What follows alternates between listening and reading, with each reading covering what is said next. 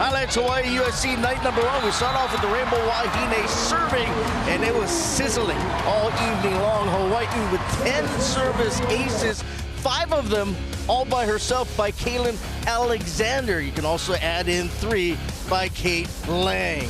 On the other side of the net, the first team All-American, Skylar Fields, well, she'll probably repeat after tonight. Take a listen to this line for Fields. 26 kills on 80 swings.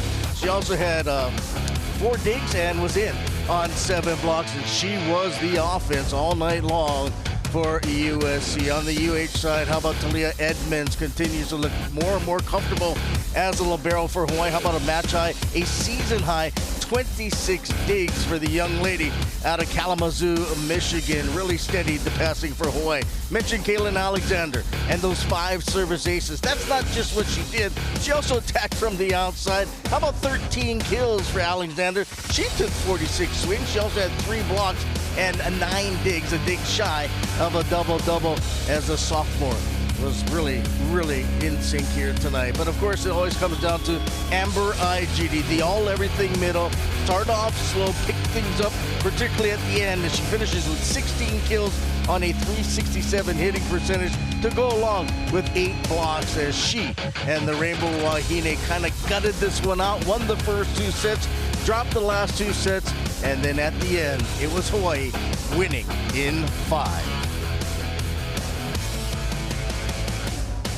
From Spectrum Sports, it's the Hawaii Honda Dealers post-game show.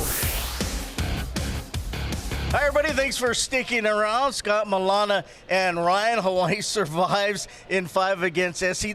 This match reminded me of like when you go to like Magic Mountain or something, you ride a roller coaster, and sometimes you take the loops and sometimes you take the turns, and you think to yourself, what am I doing? But at the end of the ride, you're like, that was fun. That's kind of like this match. At times you're like, well, they won, so that was fun.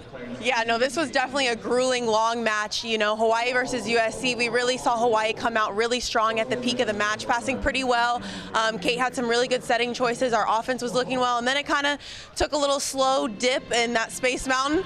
USC got up some, you know, some serving passing errors. A lot of teams were out of system. The hitting percentages sort of dipped down, and then Hawaii pulled it out in the end in a 5-setter.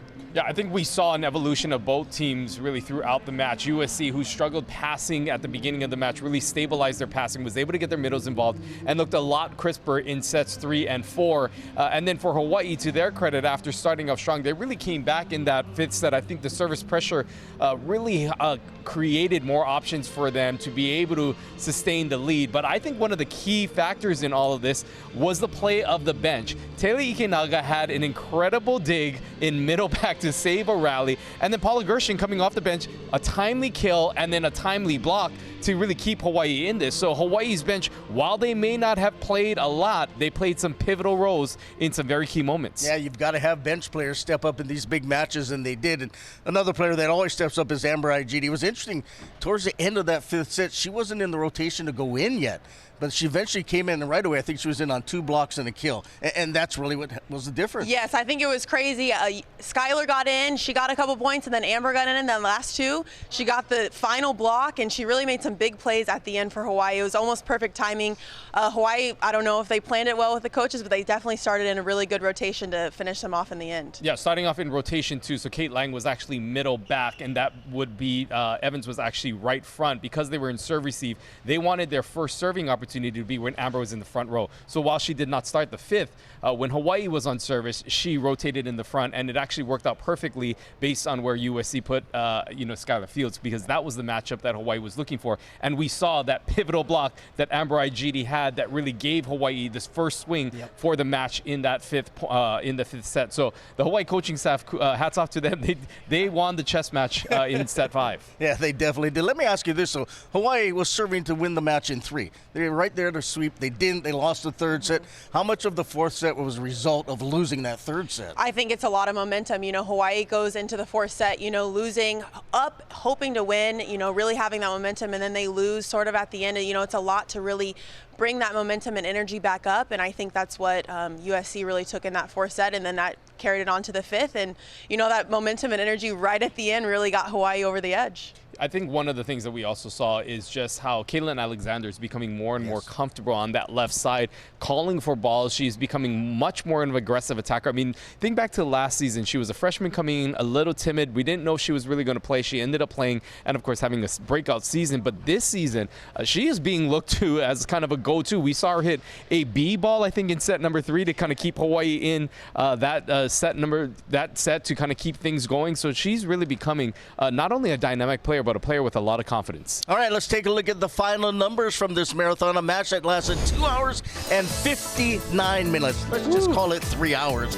And there you see, what do you guys see that kind of stands out to you other than the fact there are 169 digs combined? Well, I mean, that hitting percentage by Hawaii, 117, that is not the best number, but with a long set like this, we're going to see that hitting percentage drop because of the defense that really was on display. Again, 87 digs for Hawaii, led by Edmonds in the backcourt. We saw when we looked at the beginning of the match, we said the stats are really close. It could be a long one, and true to form, we saw that again tonight. Yeah, I think a lot for this USC versus Hawaii was the defense and the transition game. And as you can see in those stats, it was pretty even. Blocking, digging was a big part of this, and whoever came out in that transition game has ended up winning. By the way, 30 ties and 18 lead changes. It is kind of reminiscent of the last match they played against each other last year. If you remember, Hawaii was down 0-2. They came back and got the reverse sweep on USC. It just seems like regardless of rankings, all that stuff, these two teams, they just always battle. Yeah, I just remember even when I was on the coaching staff, those were some of the most epic games that I've ever experienced was the USC-UH matchups, and I think that it just brings out that rivalry. Of course, Hawaii going back to the 80s, having that comeback win to win the national championship against SC, it always seems to bring out some very entertaining volleyball. Yep, always fun when these two hook up, and they'll do it again on Saturday. But we're not POW here yet. We'll take a break. We'll come back and have more from the corner.